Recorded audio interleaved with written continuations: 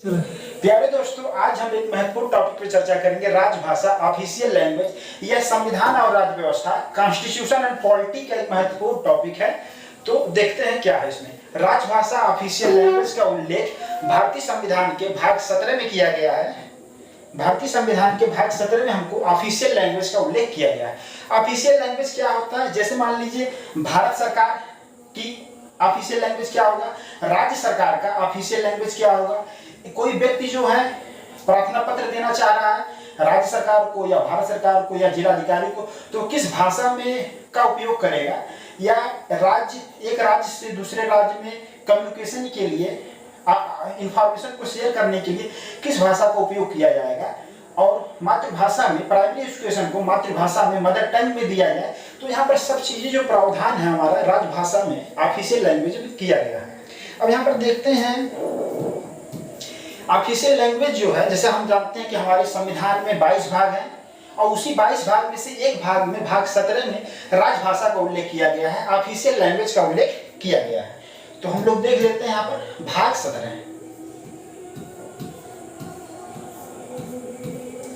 भाग 17 में official language का उल्लेख किया गया है। इस भाग 17 में दोस्तों 9 अनुच्छेद हैं। 343 से लेके 351 तक 9 अनुच्छेद में पूरी व्यवस्था जो है भाषा से रिलेटेड वहां पर संविधान के द्वारा स्पष्ट कर दिया गया। जैसा कि हम लोग जानते हैं, संविधान में जो लिखे गए अनुच्छेद हैं वे देश के सर्वोच्च कानून की भूमिका निभाते हैं, देश के प्राथमिक कानून होते हैं, और उसका जो है प्रत्येक व्यक्ति को, प्रत्येक स्टूडेंट के इसका नॉलेज होना चाहिए। इससे आपके राइट के बारे में जानकारी प्राप्त होगा। तो भाग 17 में ऑफिशियल लैंग्वेज, राजभाषा का उल्लेख किया गया है।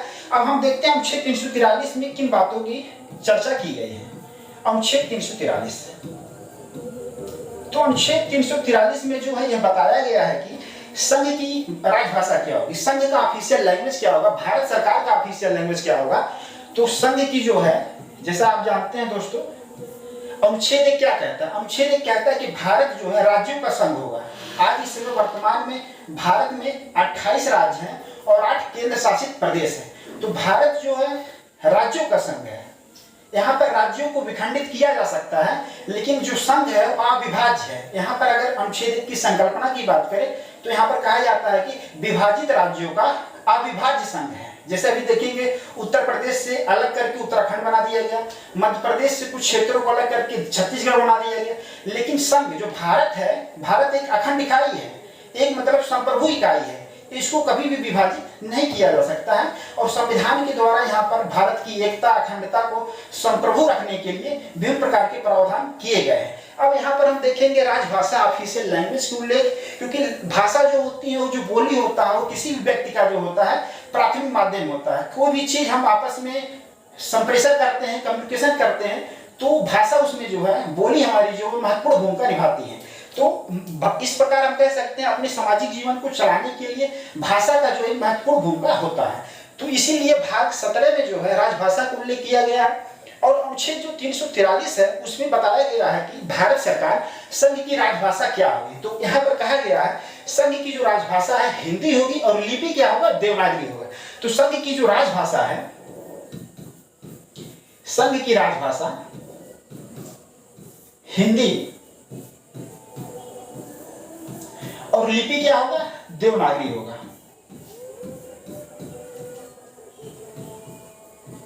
लिपि क्या होगा, देवनागरी होगा। ठीक है। अब इसके बाद इसमें और कहा गया संघ के शासकीय प्रयोजन के लिए अंकों का भारतीय स्वरूप क्या होगा।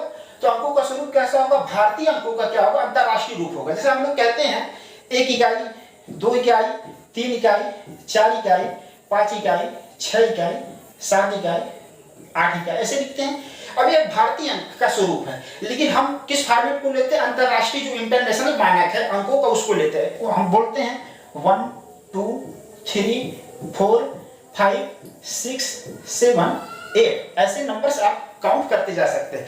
तो अनुच्छेद 343 हमको यह पढ़ने से ज्ञात होता है कि संघ की जो राजभाषा है हिंदी होगी, लिपि क्या होगा, देवनागरी होगा। संघ के शासकीय प्रयोजन के लिए प्रयोग की जाने वाली भाषा का जो स्वरूप होगा, अंकों का जो स्वरूप होगा, वह भारतीय अंकों का अंतरराष्ट्रीय स्वरूप होगा। फिर इसमें अनुच्छेद 343 में एक प्रावधान और कहा गया कि संविधान के प्रारंभ से 15 वर्ष की अवधि के तक अंग्रेजी भाषा का उपयोग जो है किया जाएगा। ऐसा क्यों कहा गया? क्योंकि मान लीजिए भारत उस समय स्वतंत्र हुआ था, आजाद हुआ था, और वहां पर संविधान जो हमारा 26 जनवरी 1950 को लागू हुआ था, तो जो अंग्रेजी भाषा में मतलब एक व्यवस्था चलती रहे ऐसा था। तो ऐसे प्रश्न भी आए हुए, अभी आप यूपीपीसीएस 2023 की पेपर को देखेंगे तो वहां पर यही आया हुआ था क्वेश्चन कि संघ की मतलब संविधान के प्रारंभ से 15 वर्ष की अवधि के दौरान मतलब अंग्रेजी भाषा के उपयोग की बात की गई थी। तो इसमें 343 में एक प्रोविजन लागू किया गया था कि संविधान के प्रारंभ से 15 वर्ष की अवधि तक संघ के शासकीय प्रयोजन के लिए अंग्रेजी भाषा का उपयोग किया जाता रहेगा, लेकिन राष्ट्रपति जो है अपने आदेश के माध्यम से हिंदी भाषा को भी उस अवधि के दौरान अधिकृत कर सकते हैं। अब आते हैं हम दोस्तों नए अनुच्छेद पर।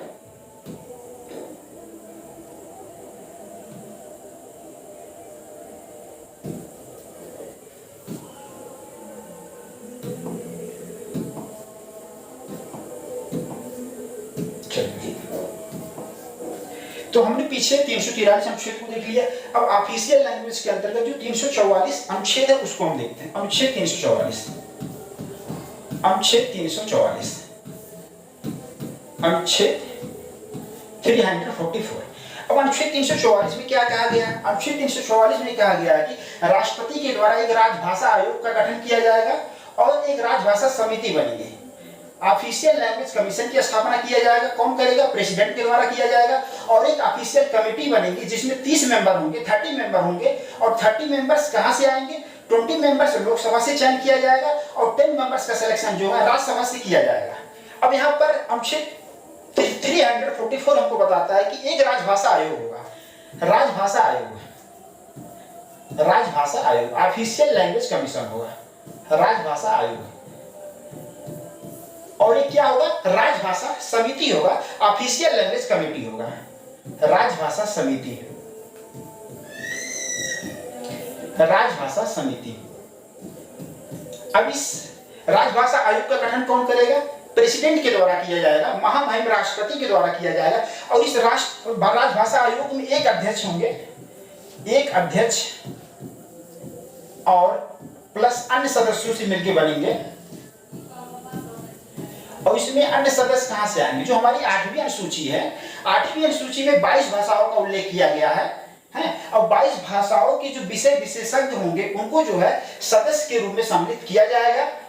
और राजभाषा आयोग क्यों बनाएगा? राजभाषा आयोग इसलिए बनाएगा कि जो भारत की हमारी इतनी बड़ी भूभाग है, इतनी जो राज्य व्यवस्था है, केंद्र शासित प्रदेश है, तो वहां पे और जो इतनी प्रकार की बोलियां हैं, तो उनमें जो है एक स्टडी करने के लिए, अध्ययन करने के लिए कि सब जो भाषा के स्तर पे सभी लोगों में एक प्रकार का सामंजस्य है कि नहीं है, एक राज्य से दूसरे राज्य में जो व्यवस्था चल रही है वे सही ढंग से कार्य कर रही है कि नहीं। तो राजभाषा आयोग का स्थापना इसीलिए किया गया था। राजभाषा समिति में क्या होते हैं? राजभाषा समिति में जो 20 सदस्य आपको लोकसभा से आएंगे और 10 सदस्य क्या है? राज्यसभा से आएंगे। और लोकसभा से जो हमारे 20 सदस्य हैं, लोकसभा से 20 है और राज्यसभा से क्या हमारे 10 सदस्य चुने जाएंगे।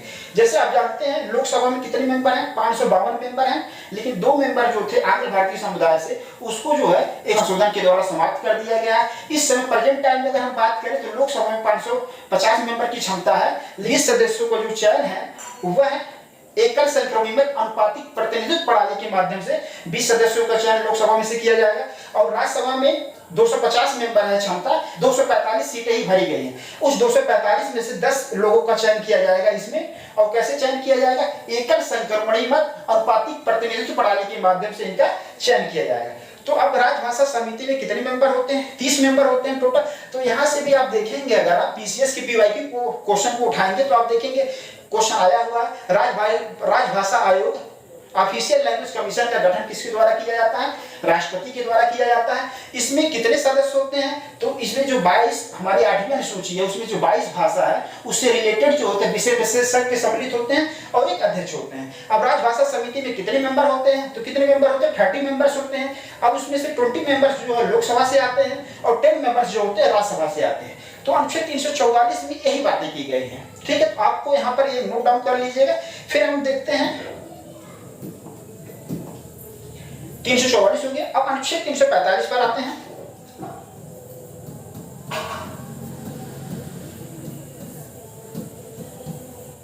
अनुच्छेद 345, अनुच्छेद 345 क्या कहता है? अनुच्छेद 345 में कहता है कि जो राज्य सरकारें हैं, जैसे भारत में इस समय कितने राज्य हैं, 28 राज्य हैं, तो राज्य सरकारें जो हैं वे अपनी ऑफिशियल लैंग्वेज बना सकती हैं। तो राज्य विधानमंडल जो है, जो स्टेट लेजिस्लेचर है, वे जो है कानून, विधानमंडल में कानून लाकर राजभाषा का उल्लेख मतलब कानून बना सकता है कि वो पूरे राज्य में मतलब सर्वत्र रूप से जो शासकीय प्रयोजन के लिए पूरे राज्य में उस भाषा का उपयोग किया जाएगा। तो अनुच्छेद 345 से कहता है कि राज्य विधानमंडल जो है उस राज्य में बोली जाने वाली भाषाओं में से किसी एक या एक से अधिक भाषा को जो है राजभाषा के रूप में वह घोषित कर सकता है। तो यहाँ पर अनुच्छेद 345 की अगर बात की जाए तो यहाँ राज्य की राजभाषा का उल्लेख हमको मिलता है, राज्य की राजभाषा। अगर मान लीजिए प्रश्न वन लाइनर में आ जाए कि राज्य की राजभाषा, स्टेट के ऑफिशियल लैंग्वेज का उल्लेख किस अनुच्छेद में किया गया है, तो आप क्या करेंगे, अनुच्छेद 345 में दिया गया। अगर कहा जाए कि संघ की राजभाषा का उल्लेख किस अनुच्छेद में किया गया, तो जो पहला वाला अनुच्छेद बताया था अनुच्छेद 343 में किया गया है। अगर कहा जाए राजभाषा आयोग के गठन की चर्चा कहाँ की गई है, तो अनुच्छेद 344 में चर्चा किया गया और पीछे के स्लाइड में आप देख सकते हैं। तो राज्य की राजभाषा, स्टेट का क्या ऑफिशियल लैंग्वेज होगा, वह अनुच्छेद 345 में बात किया गया। जैसे अगर हम उत्तर प्रदेश की बात करें तो हमारे यूपी में दो ऑफिशियल लैंग्वेज हैं, एक क्या है हिंदी, एक क्या है हिंदी है यहाँ की जो राज्य विधानमंडल के द्वारा, एक हिंदी है और एक क्या हमारा उर्दू, एक क्या है उर्दू। तो दो जो ऑफिशियल लैंग्वेज घोषित किया गया, एक हिंदी है और एक उर्दू है। आप जाएंगे किसी अन्य राज्य में, हिमाचल प्रदेश में जाएंगे, उत्तराखंड में जाएंगे और कहीं हिंदी है, कोई संस्कृत घोषित किया हुआ, कोई हिंदी के साथ अंग्रेजी भी लिया। तो राज्य सरकारें जो है वो स्वतंत्र हैं, वो एक से अधिक भाषा को जो है अपने राज्य की राजभाषा के रूप में उल्लेख कर सकता है। अब देखिए राजभाषा ऑफिशियल लैंग्वेज का क्या महत्व, ऑफिशियल लैंग्वेज को घोषित कर देने से जो भी उस राज्य सरकार में जो भी गतिविधि होगा, पढ़ाई लिखाई से संबंधित कोई भी कानूनी प्रशासन जो भी गतिविधि होगा, उसमें जो है हिंदी उर्दू को प्राथमिकता दी जाएगी। और साथ ही जैसे मान लीजिए अंग्रेजी तो यूनिवर्सल भाषा है, यूनिवर्सल क्योंकि हिंदी और अंग्रेजी भारत सरकार की जो कार्यप्रणाली है, हिंदी और अंग्रेजी दोनों पे डिपेंड है। तो ये है कि अब उत्तर प्रदेश मान लिया राज्य अपने आधार पे जो हिंदी और उर्दू को है और अंग्रेजी को भी मतलब चलता है, लेकिन उसको ऑफिशियल लैंग्वेज घोषित नहीं किया गया है। अगर ऑफिशियल लैंग्वेज की बात किया जाए तो उत्तर प्रदेश में दो भाषाएं जो ऑफिशियल लैंग्वेज के रूप में घोषित किया गया, एक हिंदी है और एक क्या है उर्दू है। तो अनुच्छेद 345 में इतना ही है। अब हम चलते हैं अनुच्छेद 346 पर। अनुच्छेद 346 क्या कहता है, अनुच्छेद 346, अनुच्छेद 346 में अगर हम देखें तो वहां पर कहा गया है कि संघ और राज्यों के मध्य कम्युनिकेशन करना, कोई मान लीजिए सूचना देना, सूचना लेना है, केंद्र के अधिकारी, राज्य के अधिकारी एक दूसरे से मिलेंगे तो किस भाषा में वार्तालाप करेंगे, किस भाषा में शासकीय प्रयोजन के कार्यप्रणाली चलेगी। तो उसमें ये लिखा गया एक राज्य से दूसरे राज्य में कम्युनिकेशन के लिए किस भाषा का उपयोग किया जाएगा। तो अनुच्छेद 346 से कहता है कि उस समय संघ भारत सरकार के द्वारा संघ भारत सरकार के शासकीय प्रयोजन के लिए जिस भाषा का उपयोग किया जा रहा है, उसी भाषा का उपयोग जो है सभी राज्य सरकारों को, सभी केंद्र शासित प्रदेशों को करना होगा आपस में कम्युनिकेशन करने के लिए। यदि दो या दो से अधिक राज्य आपस में एग्री कर लेते हैं कि हम किसी भाषा को जो है आपस में कम्युनिकेशन का आधार बनाएंगे, तो वह बना सकते हैं। जैसे हिंदी मान लीजिए दो या दो से अधिक राज्य कहते हैं कि हम हिंदी को जो है आपस में कम्युनिकेशन का, पत्राचार का माध्यम बनाएंगे, तो हिंदी को अपना वो बना सकते हैं। तो ये आपको अनुच्छेद 346 से कहता है कि संघ और राज्य के मध्य, राज्य एक राज्य से दूसरे राज्य में, एक राज्य से दूसरे राज्य में, एक राज्य से दूसरे राज्य में कम्युनिकेशन का क्या है, वो संप्रेषण है। मान लीजिए शासकीय प्रयोजन के लिए एक राज्य से दूसरे राज्य में किस भाषा का उपयोग किया जाएगा। तो अगर ऐसा प्रश्न आ जाता है एक संघ और राज्यों के मध्य कम्युनिकेशन के लिए किस भाषा को ऑफिशियल लैंग्वेज माना जाएगा, तो यहाँ पर अनुच्छेद 346 जो है 346 में इसका उल्लेख किया गया है। एक राज्य से दूसरे राज्य में किस भाषा का उपयोग किया जाएगा, तो उस समय जो संघ के शासकीय प्रयोजन के लिए जिस भाषा का उपयोग किया जा रहा है उसी को राजभाषा माना जाएगा। ठीक है, हम आते हैं फिर आर्टिकल, नेक्स्ट आर्टिकल पे आते हैं 346 के बाद आते हैं 347। अब नेक्स्ट आर्टिकल अनुच्छेद 347, अनुच्छेद 347।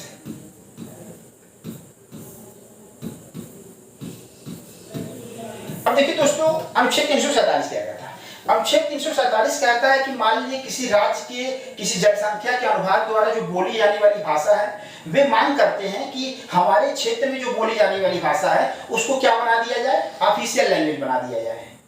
अब जैसे मान लीजिए उत्तर प्रदेश के कुछ क्षेत्रों में मतलब भोजपुरी है या उस तरीके का बोला जाता है, तो ये कहा जाता है कि उत्तर प्रदेश में भोजपुरी को भी ऑफिशियल लैंग्वेज घोषित कर दिया जाए। तो ऐसे जो भी है, अगर मान लीजिए किसी क्षेत्र की जनसंख्या के अनुभाग द्वारा जो बोली जाने वाली भाषा है, अगर वो कहते हैं कि हमारे शासकीय प्रयोजन के लिए उस राज्य में उसको ऑफिशियल लैंग्वेज घोषित कर दिया जाए, तो उसके लिए राष्ट्रपति के पास अपना मांग करेंगे, प्रस्ताव भेजेंगे किसी जनसंख्या के अनुभाग द्वारा कि हमको जो है हमारे क्षेत्र विशेष के द्वारा जो बोली जाने वाली भाषा है उसको ऑफिशियल लैंग्वेज घोषित कर दिया जाए। तो राष्ट्रपति अगर उस प्रस्ताव को लगता है कि ये जेन्युइन चीज है, मतलब हाँ उस क्षेत्र के द्वारा जो बोली जाने वाली भाषा है उनकी जो मांग है जायज है, तो राष्ट्रपति जो है राज्य विधानमंडल को, राज्य सरकार को यह निर्देश देंगे कि उस क्षेत्र विशेष के द्वारा जो बोले जाने वाली जो भाषा है उसको जो है आप ऑफिशियल लैंग्वेज घोषित कर दीजिए। तो 347 में यही है कि जनसंख्या के किसी अनुभाग द्वारा जनसंख्या के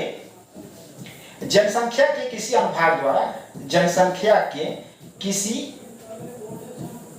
अभाग या अनुभाग द्वारा जनसंख्या के किसी अनुभाग द्वारा जनसंख्या के किसी अनुभाग द्वारा बोली जाने वाली भाषा बोली जाने वाली भाषा। अब जो किसी जनसंख्या किसी अनुभाग द्वारा बोली जाने वाली भाषा को ऑफिशियल लैंग्वेज राष्ट्रपति के निर्देश से बनाया जा सकता है। तो 347 में यही बातें की गई है। अब आते हैं हम नेक्स्ट पॉइंट पे 348। आर्टिकल 348 क्या कहता है दोस्तों? आर्टिकल 348 जो है अनुच्छेद 348 है।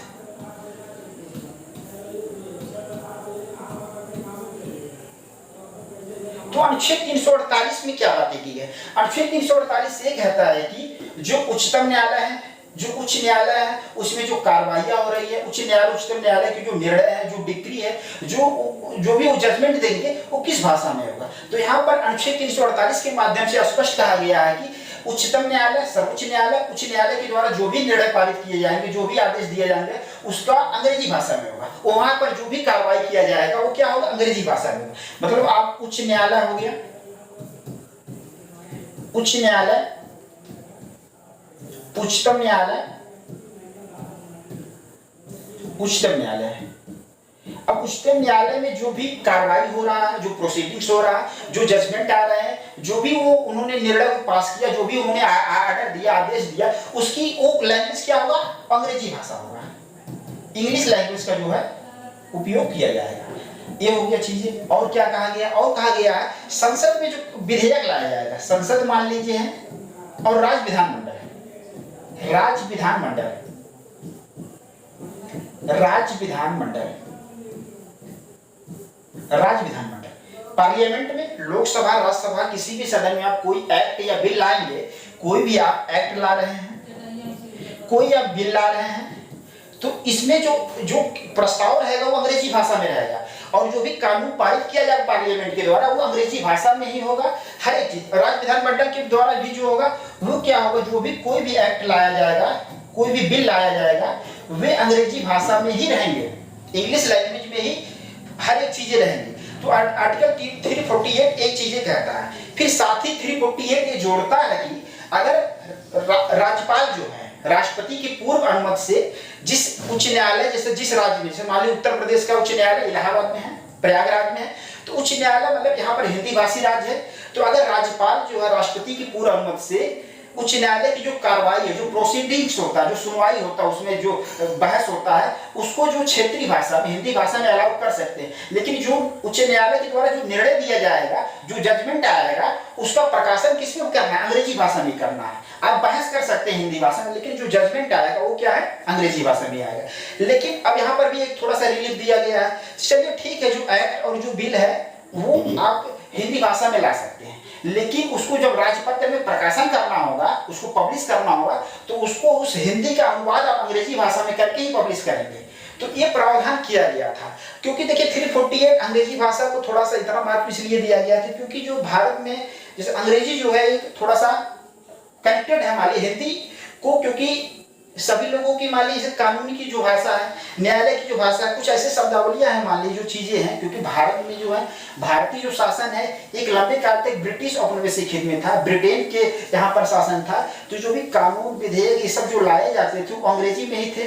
तो इसलिए शुरुआत में जो भारतीय लोग थोड़ा सा अंग्रेजी के साथ हिंदी के साथ भी मैनेज हो जाए और अन्य क्षेत्रीय अन्य जो भारतीय भाषाओं के साथ भी अपने आप को संतुलन बना पाए, इसलिए संविधान में प्रोविजंस किया गया था। लेकिन संसद के पास, पार्लियामेंट के पास ये पावर है कि वह अंग्रेजी भाषा की जो बाध्यता उसको समाप्त कर सकती है।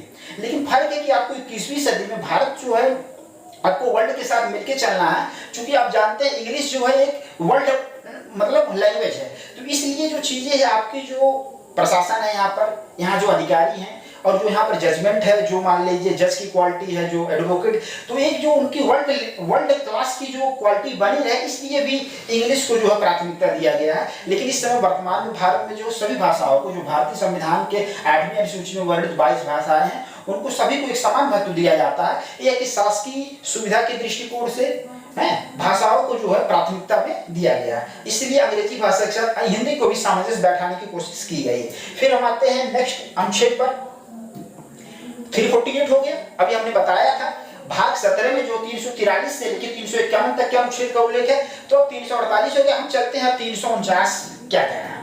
अनुच्छेद 349 क्या कह रहा है? अनुच्छेद 349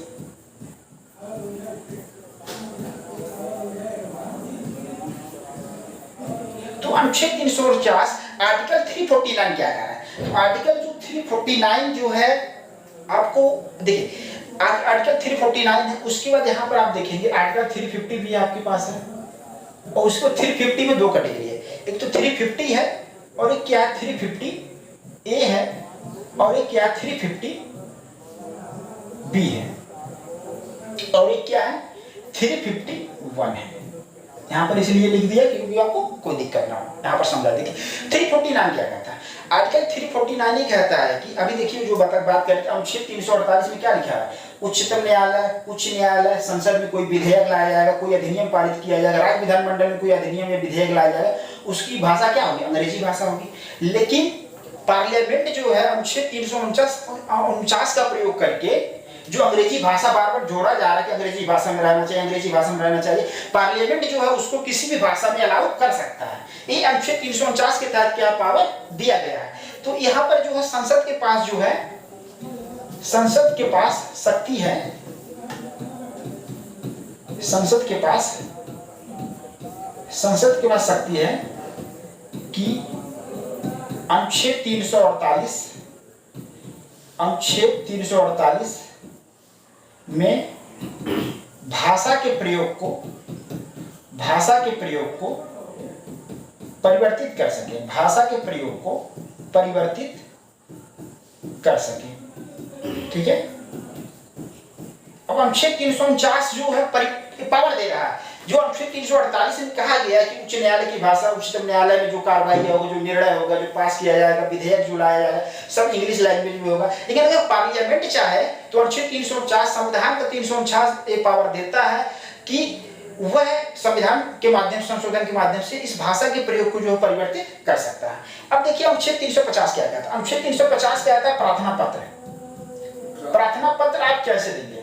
तो जो प्रार्थना पत्र है, मान लीजिए आप कोई पीड़ित हैं, आप परेशान हैं, आप थाने में जाएंगे, जिलाधिकारी के पास जाएंगे, राज्य सरकार को देंगे चिट्ठी, भारत सरकार को देंगे चिट्ठी, तो उसमें किस भाषा का उपयोग करेंगे? हिंदी का करेंगे, उर्दू का करेंगे, कि अंग्रेजी का करेंगे, कि बंगाली है, पंजाबी है, मराठी, किस भाषा का उपयोग करेंगे? तो आप जिस भी राज्य से संबंधित है, आप जो भी भारत में भाषा का उपयोग किया जा रहा है, किसी भी लैंग्वेज में आपके अपना प्रार्थना पत्र जो है, अभ्यावेदन जो है, जो अथॉरिटी है उसको आप दे सकते हैं।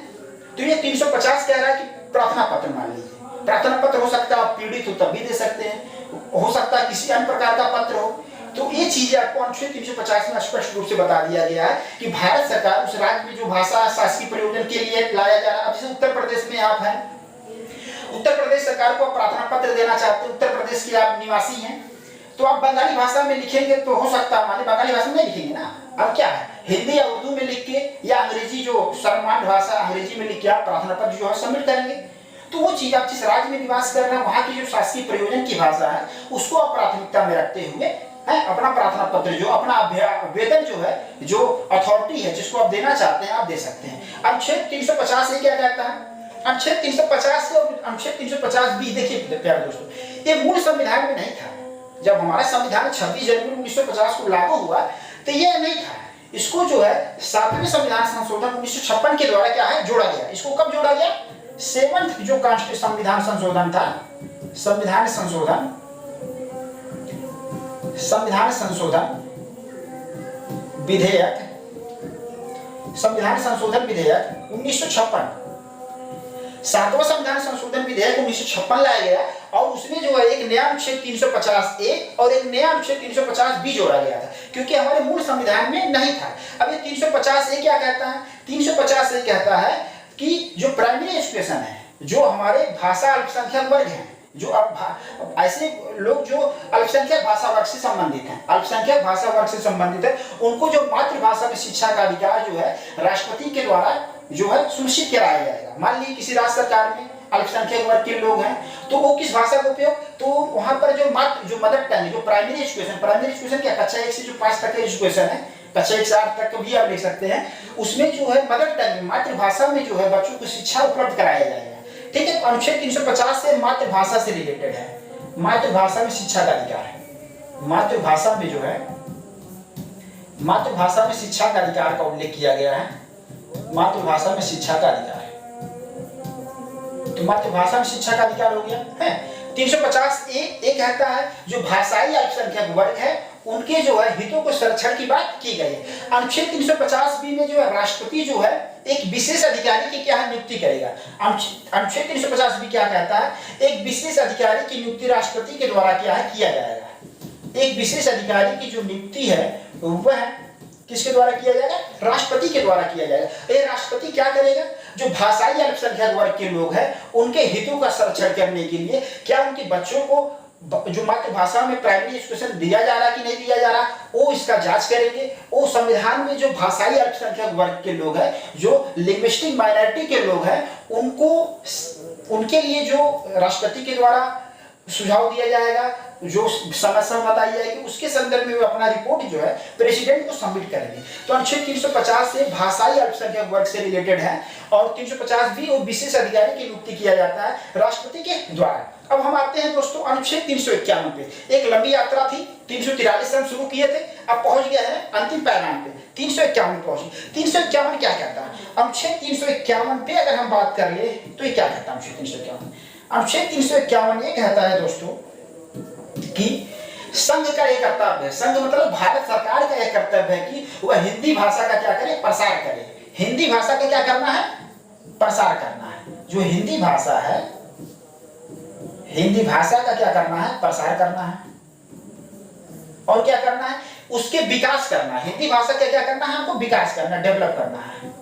ये क्यों करना है? क्योंकि हिंदी भाषा का पूरे भारत में प्रसार और विकास करना, ताकि हिंदी जो है भारत की सामाजिक संस्कृति, जो कंपोजिट कल्चर है, जैसे भारत में कहा जाता है विविधता में एकता है, यहाँ पे हिंदू, मुस्लिम, सिख, ईसाई, बौद्ध, जैन, पारसी, कितने प्रकार की धार्मिक विविधता, धार्मिक संप्रदाय है। तो जो हिंदी है वो सभी की भावनाओं को माध्यम बन सके, इसीलिए संघ का यह कर्तव्य है कि हिंदी भाषा के प्रसार और विकास के लिए वह कदम उठाएगा, कर्तव्य है। और ऐसा मतलब हिंदी जो है वो पूरे हमारी भारतीय सामाजिक संस्कृति के क्या है उसके एक्सप्रेशन का माध्यम बन सके हैं। और जो 22 भाषा का उल्लेख जो 8वीं अनुसूची में किया गया है, उसके जो शब्द भंडार है, उसकी जो शैली है, उसकी जो विशेषताएं हैं, वो हिंदी ग्रहण करेगा। और हिंदी की जो मूल भावना है, हिंदी की जो व्याकरण की मूल भावना है, उसकी प्रकृति में बिना बदलाव किए बिना।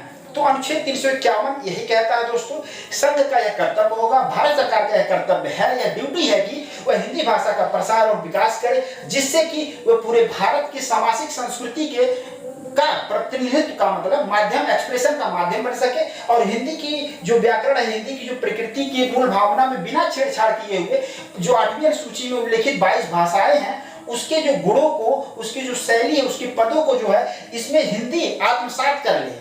आत्मसात जब कर लेगा और वो हमारे भारतीय सामाजिक संस्कृति के क्या है प्रतिनिधित्व का क्या है माध्यम बनेगा। तो ठीक है दोस्तों, हम इस वीडियो में ऑफिशियल लैंग्वेज भाग 17 में अनुच्छेद 343 से लेके 344, 345, 346, 347, 348, 349, 350, 350A, 350B और 351 की चर्चा की। देखिए दोस्तों, हम यहाँ पर आपको अनुच्छेद नहीं रखवा रहे हैं, लेकिन जो उसकी गंभीरता है, जो उसके मतलब आप देखेंगे अगर PYQ उठाएंगे, प्रीवियस ईयर क्वेश्चन उठाएंगे, चाहे PCS का हो या IAS का पेपर उठाएंगे, वहां से देखेंगे स्टेटमेंट फॉर्मेट में और रिलेटेड क्वेश्चन आपको यहाँ से देखने को मिलेंगे। इसलिए जब आप अनुच्छेद पढ़िए, कोई भाग पढ़िए, तो अब देखिए कॉन्स्टिट्यूशन और पॉलिटी पढ़ने का आपको नजरिया जो है और दृष्टिकोण बदलना होगा, क्योंकि आपको पढ़ते जाना नहीं है, क्योंकि ऐसा पढ़ना है जिससे आपका सिलेक्शन हो जाए, एग्जाम पॉइंट ऑफ व्यू से आपको पढ़ना है। तो यहाँ पर हमने अभी फिर बता रहा हूँ, आपको अनुच्छेद नहीं याद करा रहा हूँ, क्योंकि जितना भी बातें मैं बताया हूँ आपको अगर प्रीवियस ईयर पेपर उठा लेंगे 5 साल का, तो आपको इनडायरेक्टली डायरेक्टली क्वेश्चन आए हुए मिलेंगे।